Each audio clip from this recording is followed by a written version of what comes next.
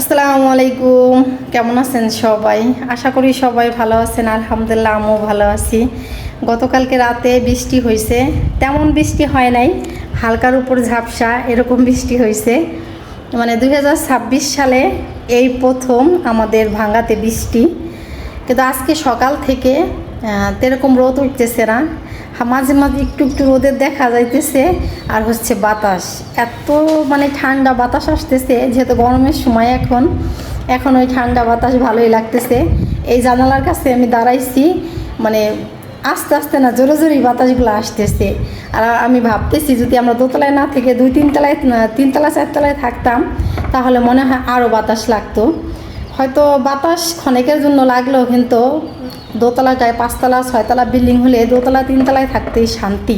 তার উপরে গেলে কিন্তু প্রচণ্ড পরিমাণে গরম লাগে। এই যে গরম পড়ছে এখন পর্যন্ত, আমরা তো 2 দিন আগে মনে করেন বাসায় এই যে ফ্যান লাগাইছি, তার আগে কিন্তু ফ্যান ছিল না। এখনও আমরা ফ্যান কিন্তু ভালো মতো চালাইতেছি না, তারপরও তেমন গরম লাগতেছে না ঠান্ডা রুমের ভিতরে। তো বাহিরটা আপনাদের একটু দেখাই, রোদের কোনো দেখা নেই আজকে, শুধু মেঘলা মেঘ। এই দেখেন বাহিরে কিন্তু রোদের তো দেখা নাই, শুধু মেঘলা মেঘলা। কিছুক্ষণ আকাশও কিন্তু মেঘলা মেঘলা, আকাশে মানে প্রচণ্ড পরিমাণে মেঘ দেখা যেতেছে, সেই পরিমাণে কিন্তু বৃষ্টি নামতেছে না। কিছুক্ষণ পর পর রোদ উঠতেছে আর শুধু বাতাস। আর কালকে যেরকম বৃষ্টি নামছে না কেন, এই আম গাছটার পক্ষে অনেক ভালো হয়েছে। এই গাছে যে পরিমাণে মুকুল আসছিল, একটু একটু করে পড়েই গেছে সোজা কথা মুকুল। এখন 2-1টা আম ওই যে দেখা যাইতেছে। আর এই আমই যদি থাকে, এই আমই বড় হইলে কিন্তু অনেক আম দেখা যাবে গাছে, না যদি এই আমই থাইকে যায়। আর এখনও যে আম দেখা যাইতেছে গাছে, এইগুলাও তো থাকবে না, এইগুলাও পইরা যাবে। এই দেখেন এই যে আম, এই আমই অনেক বড় হইয়া যাবে, তখন অনেক দেখা যাবে আম গাছে। তা আমি এখন রান্নাঘরে যাই। তো রান্নাঘরে চলে আসছি, ভাত হয়ে গেছে, ভাত গড়দা নিছি। এদিকে হচ্ছে যে কালকে ডাঁটা শাকের মতন দেখতে, ঘিয়া কাঞ্চন শাক বলে এটাকে, সেটা ফ্রিজ থেকে রাত্রে তো 22 কুইটা ফ্রিজে রেখে দিয়েছিলাম, সেখান থেকে এক টোপলা বের করছি, বের করে ভিজাইছি। তারপরে কক মুরগি আনছি রাত্রে, সেই কক মুরগির ভিতরে ডিম হয়েছে, সেই ডিম আর রাত্রে ভাজি নিয়ে ফ্রিজে রেখে দিয়েছিলাম, সেই ডিম বের করছি। তারপরে কালীবাউস মাছ বের করছি, আর ডাঁটা দিয়ে পুঁই ডাঁটা ওই যে আলাদা কাইটে রাখছিলাম, সেই ডাঁটা দিয়ে আলু দেশে কালীবাউস মাছ রান্না করব, সেগুলো এই যে ভিজেছি, একটু দেখাই আপনাদের। এই যে অনেকক্ষণ ধরে আমি ভিজাই রাখছি, 2-1বার ধুইছি, এখনও আবার কয়েকবার ধুবো। ধুইলে মনে করবেন পরিষ্কার পানি বের হয়ে যাবে, তখন আর ধোয়া লাগবে না। এখনই দেখেন যে পরিষ্কার পানি বের হয়ে গেছে। আর এই যে হচ্ছে ডিম, আরও মানে এই সাইজের থেকে, হ্যাঁ এই সাইজের থেকে আর একটু বড় 2টা ডিম ছিল, ওইগুলো গইলা গেছে। আর এই যে হচ্ছে এই ডাঁটা কাইটে নিছি, এই ডাঁটার ভিতরে আলু দিব। আর যে কালীবাউস মাছ ফ্রিজ থেকে বের করে নিছি, সেই কালীবাউস মাছ দিয়ে ডাঁটা দিয়ে আলু দিয়ে রান্না করব, আর ডিম ভাজবো, আর এই শাক রান্না করব। আজকের রান্না এগুলাই। তা আমি সব কিছু যোগাযন্ত্র করে নেই, পরে চলে আসবো আপনাদের রান্নার ভিডিও নিয়ে। ডিম কী বলবো, হ্যাঁ এমনি ভাইছি না,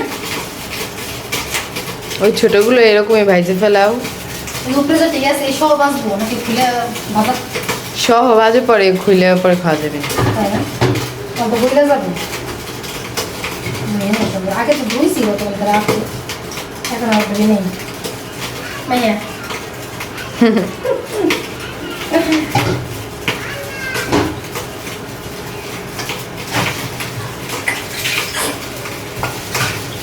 এটা ভাইয়া নেই না,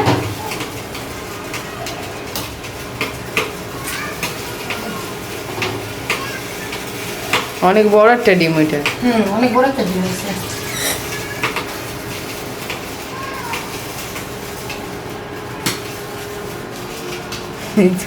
ছোট হলে যে বড়গুলা বড় হয়েছে, অনেক বড় একটা ডিম হয়েছে না। হ্যাঁ, ছোট ছোট ডিম, কত ছোট।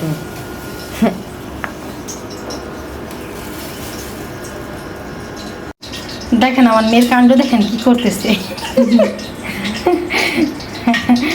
এত ডিম বাসায় ভাঙা হয়, তখন ধরেন আজকে কোন মুখ নিয়ে ধরলি রে, রাখ রাখ ভাজবো রাখ। কুসুমা দেখে না না না, ভাঙিস না, দেখছো দেখো দেখো দেখছো যা ছোটগুলো আগে বাজি না হ্যাঁ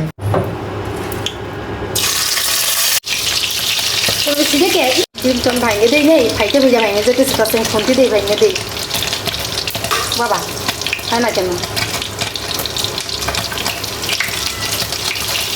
ভাঙে দিচ্ছি সবসময় হয় কি গোশ রান্না করি না, গোশ রান্নার পাশে দিয়ে সেদ্ধ করে খাই ফেলানো হয়, এই কক মুরগি আনলে এই ডিমগুলো এরকমভাবে খাওয়া হয়। তো আজকে পরে এইভাবে ভাজতে গেছি আলাম দেখি তেলের উপরে গেছে বলে এমনি ভেঙে গেছে দেখছিস মেয়ে তেলে 10 সাথে খেতে ভেঙে এরা বড় খেলা দিয়ে দেওয়া হয়েছে।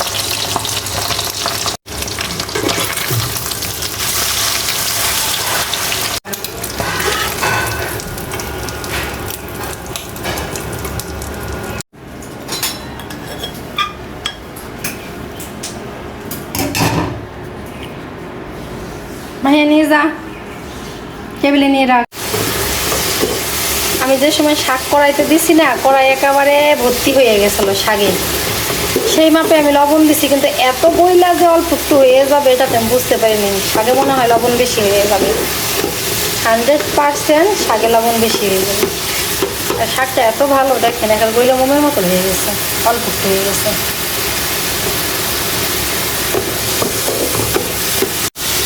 আমার শাকের ভিডিও আগের অংশ আর লাস্টের অংশ দেখে আপনারা কি কিছু বুঝতে পারছেন?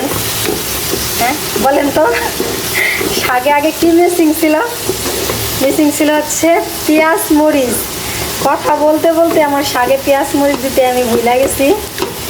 পরে এখন আমি পেঁয়াজ মরিচের বাটির দিকে তাকাইছি, তখন দেখে আমার চোখ করছে হাই হাই আমি তো পেঁয়াজ মরিচ দিই নেই শাকে, যদি যতটুকু লবণ যদি বেশি হয়ে থাকে এই পেঁয়াজ মরিচে ঠিক হয়ে যাবে।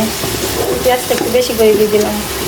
রান্না করতে এসে যে মন কোথায় যায়,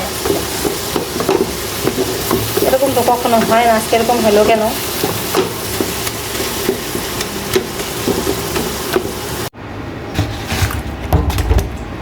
তিন পিস কালীবাউস মাছ আর 2 পিস হচ্ছে পাবদা মাছ। এই 3 পিস 2 পিস হওয়ার কারণ কি জানেন? মাছ বাজার থেকে আনলে মিলিয়ে মিলিয়ে টুকলা করি, তারপরে 2 পিস 3 পিস বেশি হয়ে যায়। তো পাবদা মাছও সেরকম হয়েছে, তারপরে 2 পিস আলাদা রেখে দিয়েছিলাম। কালীবাউস মাছও 3 পিস এরকম হয়েছে, আলাদা রেখে দিয়েছিলাম। এখানে এই 2 বেমিলতি মাছ বের করে আজকে 2টা মাছ একসাথে করে ভাইজে রান্না করব। তেল কি গরম হয়েছে নি?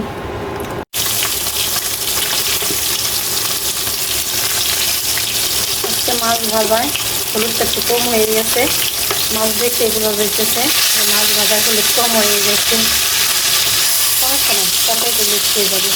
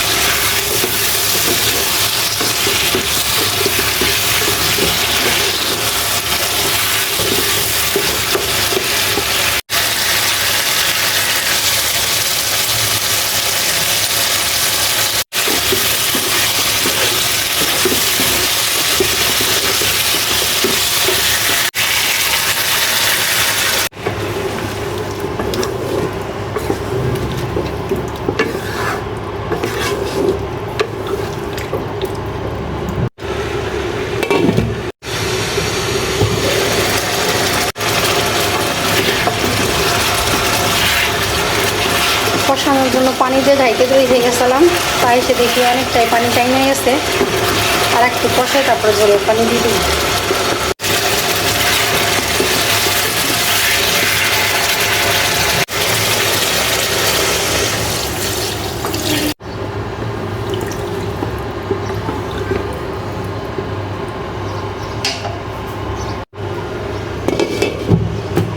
ঝোলের পানি দিয়ে ঢেকে দিলাম, বলক আসলে মাছ দিয়ে দেবো, মাছ ভাইজে রেখে দিছি। একটা জিনিস কি জানেন, মাছ ঝোলের পানি দিয়ে যখন বলক আসছে তখন আমি মাছ দিয়ে গেছি, দিয়ে যাওয়ার পরে আমি খাটিতে একটু বসছি পরে মানে শুয়েছি পরে ঘুমাই পড়ছে। হঠাৎ করে ফাল দিয়ে আমার ঘুম ভাঙে, তাড়াতাড়ি আমি দৌড়ে আসছি। আইসা দেখে এই যে তরকারি হয়ে গেছে, আর একটু ঝোল রাখতে চাইছিলাম। যাই হোক, মরার ঘুম যা আসে না এই ভালো, তো অবস্থা টাইট হয়ে যাইতো। তরকারি চুলায় রেখে ঘুমানো তো অনেক খারাপ। তরকারি কি যে কোনো রান্নায় চুলে রেখে ঘুমানো কি ভালো? মোটর চালাইছে, মোটরের ট্যাঙ্কি ভইরা গেছে আর অঝরে এদিকে পানি পড়তেছে। আর আমার মেয়ে তো আছেই, এই সমস্ত জিনিস দেখে তার ভালো লাগে না, সে দৌড়ে ছুটে যায় বন্ধ করার জন্য। ওই যে বন্ধ করে আসতেছে, তা ও বন্ধ করার সাথে সাথে এই যে পানি হয়ে গেছে, অফ হয়ে গেছে। যেন কাঁঠাল গাছের গোসল করে উঠছে। অনেকক্ষণ ধরেই ট্যাঙ্কি ভরে পানি পড়তেছে। আমাদের ঘরে ফ্যান চলছে, লাগছে না, আমাদের ঘরে ফ্যান চলছে, এই জন্য আমরা শুনি নেই। ফ্যানটা অফ করার সাথে সাথে আমার মেয়ে শুনছে, শোয়ার থেকে দৌড়ে চলে গেছে বন্ধ করার জন্য। মাহিয়ার কাকি মাহিয়াকে পেয়ারা দিছে, অনেক বড় একটা পেয়ারাই কিন্তু দিছে। বাসায় গেছিলো, পরে মাহিয়া দেরি করে নাই, তাড়াতাড়ি চলে আসছে। তো অনেক বড় একটা পেয়ারা দিছে মাহিয়াকে, মাহিয়া বাসায় এনে কাটছে। পেয়ারাটা দেখতেও সুন্দর, মাশাআল্লাহ অনেক বড়, কিন্তু আমের মতো টক লাগলো। বুঝতে পারলাম না কি জন্য পেয়ারা এরকম টক লাগলো। এই যে মাহিয়া মনে খাইতে চেয়েছিল ফুলটাই, পরে খায় নাই, অল্প খাইয়ে রেখে দিছে, মানে টক লাগছে দেখা। আর এই যে সেদিনকে একটা বাঙ্গি আনছি আমি, বাঙ্গিটা একটু ভালো ছিল না। আজকে যে আমাদের বাসায় এক ভাইয়া নিয়ে আসছে বাঙ্গি, এই বাঙ্গিটা মাশাআল্লাহ অনেক ভালো হয়েছে, অনেক ভালো। মানে বাঙ্গি কাটছি পরে আমি বুঝতে পারছি, এখন আমি খাইনি, ইফতারিতে খাবো। কাটছি পরে আমি বুঝতে পারছি যে অনেক ভালো হয়েছে। তো অর্ধেক কাটা হয়েছে, আর এই যে অর্ধেক, এগুলো ফ্রিজে রেখে দে ভাইয়া, বাকিগুলা বাঙ্গিটাও ভালো। গতকালকে খাবারগুলো আনছি সেইভাবে রাইখে দিছি, আর খাওয়া হয় নাই। তা মেয়েকে বলতেছি যে বেকারির থেকে খাবারগুলো আনলে কি খাইলি না, পরে বলতেছে তুমি দাও বের করে, এখন খাবো। কিন্তু ওই এই যে দেখ না চকলেট দেবো নি, ফ্রিজে রেখে দে, ভালো থাকবে না, বাহ ফ্রিজে রেখে দে।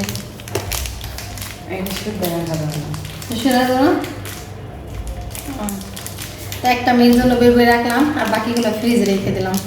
এটার ভিতরে আবার ওই যে পুরো কি যেন একটা দেওয়া নিয়ে ক্রিম দেওয়া, ওগুলা ফ্রিজে রাখলে বেশি ভালো থাকবে। আর এগুলো তো একবারে খাইতে পারবে না, ফ্রিজে রেখে দিলে ভালো থাকবে, আস্তে আস্তে খাইতে পারবে। আর একটার জন্য বাইরে রাখলাম, আর বাকিগুলো ফ্রিজে রেখে দিতেছে।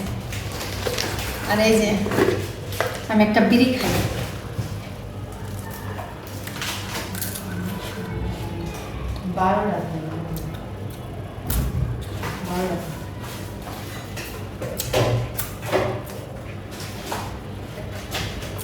এটার ভিতরে তো নাকি থাকে নাই,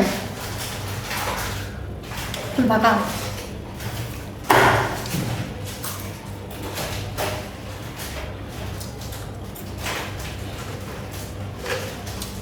এগুলো তো এক প্লেট আমি একসঙ্গে খাই রান পারি।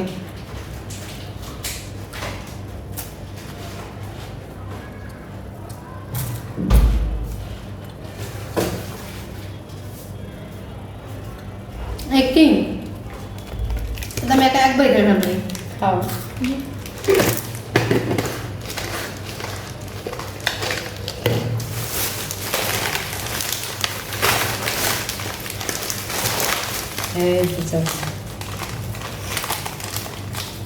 না এই বেশি খাবো না।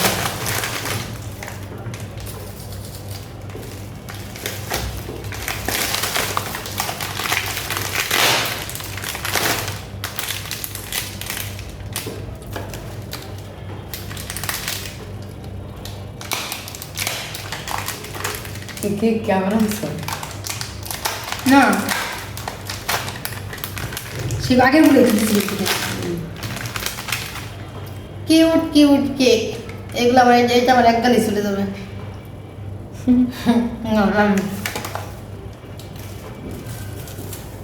এই কেকগুলো আমার কাছে অনেক মজা লাগে।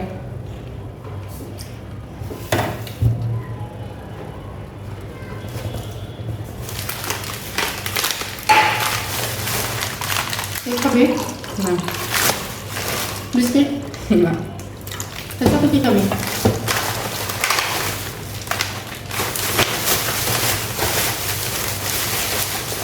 ইফতারি খোলার পরে ইফতারি খোলার অনেকক্ষণ পরে এখন একটু খাইলাম, যেহেতু রাখতে আনছি এখনো খাইনি। চকলেটটা ফ্রিজে রেখে দিলাম, আমি একটা কেক খেলাম, মেয়েকে চকলেট দিলাম। এখানে এগুলো যে যেখানে ছিল সেখানে রেখে আসছি।